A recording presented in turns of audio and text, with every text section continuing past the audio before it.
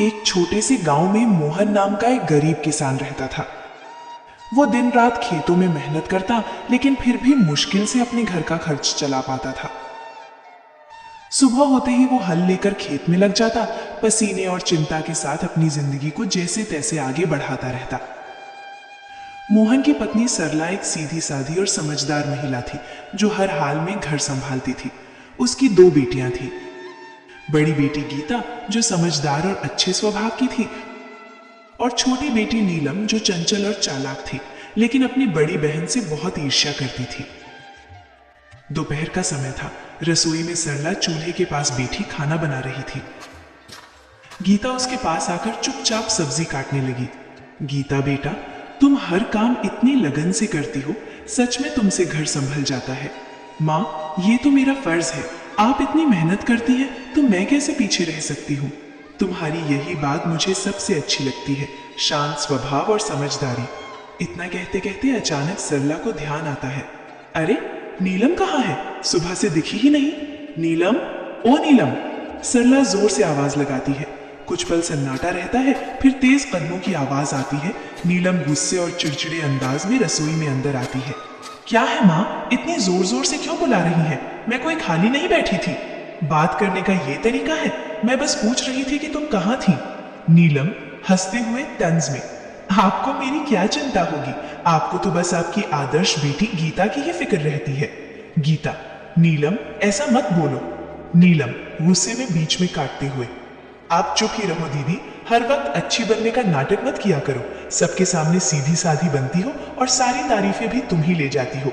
नीलम, बस करो नीलम, ये जलन तुम्हें गलत रास्ते पर ले जा रही है। हाँ, जलन है मुझे, क्योंकि मुझे हमेशा आप दोनों के बीच में छोटा और बेकार महसूस कराया जाता है। आप दोनों को तो बस एक दूसरे की अच्छाई ही दिखती है। दोपहर की तेज धूप खेतों पर चमक रही थी। मोहन अपने खेत में हल चला रहा था। उसके कपड़े पसीने से भीग चुके थे, लेकिन वो बिना रुके काम करता जा रहा था। चारों तरफ सन्नाटा था, बस बैलों की धीमी चाल और हल्की मिट्टी चीरने की आवाज सुनाई दे रही थी। थोड़ी देर बाद मोहन रुका, अपने माथे का पसीना पोंछा और आसमान की ओर देखने लगा। हे भगवान, इस बार तो दया कर देना। हर साल की तरह इस बार भी अगर फसल खराब हो गई ना, तो घर चलाना मुश्किल हो जाएगा। बच्चों की जिम्मेदारी है, घर का खर्च है। कब तक यूं ही जैसे तैसे चलता रहेगा? वो गहरी सांस लेकर फिर आसमान की ओर देखता है। बस भगवान, इस बार कोई मुसीबत मत आने देना। बारिश समय पर हो जाए, फसल अच्छी हो जाए, ताकि मेरे बच्चों को थोड़ा अच्छा जीवन दे सकूं।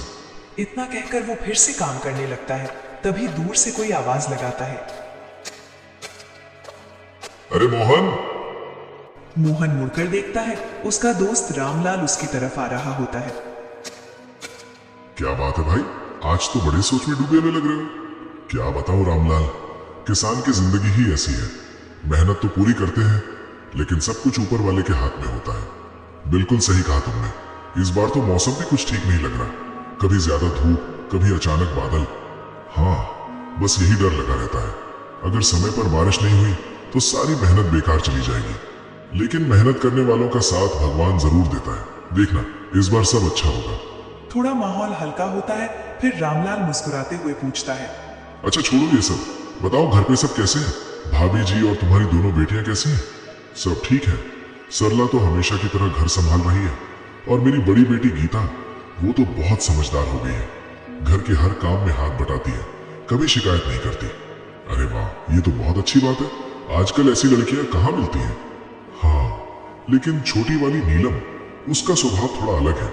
चंचल है और कभी कभी गुस्सा भी जल्दी आ जाता है। समझाने की कोशिश करता हूं, लेकिन उम्र भी तो ऐसी है। कोई बात नहीं मोहन, धीरे धीरे सब समझ आ जाता है। बच्चे हैं, समय के साथ सीख जाते हैं। बस यही उम्मीद है कि दोनों बेटियां सही रास्ते पर चलें और खुश रहें।